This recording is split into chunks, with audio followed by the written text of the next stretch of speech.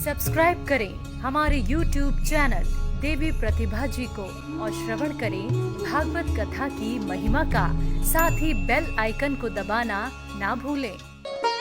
सुखदेव जी महाराज कहते हैं भगवान ऋषभदेव अब अपने बच्चों को राज्य दे करके तपस्या करने गए और आगे वंश में भरत जी महाराज बड़ा सुंदर राज्य करते हैं और अंतिम समय में बच्चों को राज्य दे करके तप करने के लिए नेपाल देश में चले गए। नेपाल मुक्तिनाथ कृष्णा गंडकी के तट पर जब भरत जी महाराज गए और वहां बैठ करके एक छोटी सी कुटिया है, वहां बैठ करके भजन किया करते हैं। माला झोली लेकर के 24 घंटे माला जाप करते हैं।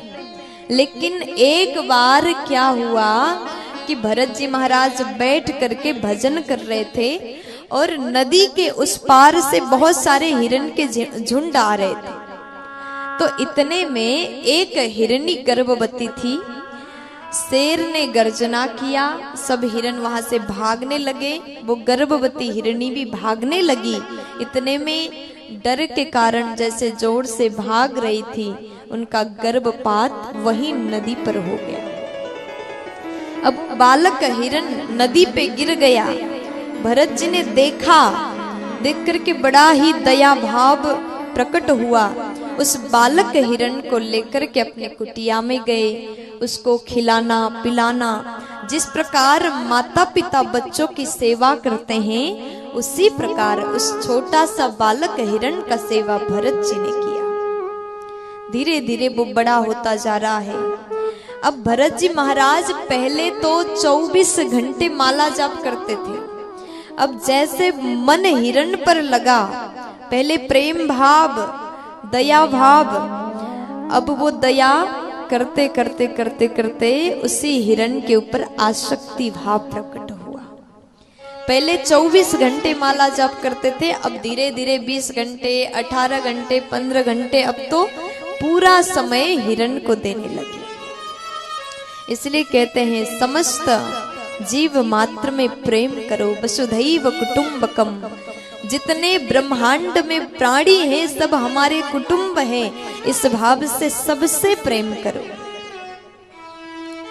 सबको प्रेम करो।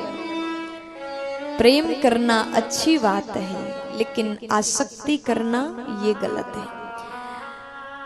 मेरे घर में इतने रिश्तेदार आते हैं, मेरे घर में बहुत सारे लोग हैं। आप कहोगे मेरे घर में बहुत सारे लोग हैं, रिश्तेदार भी आते हैं।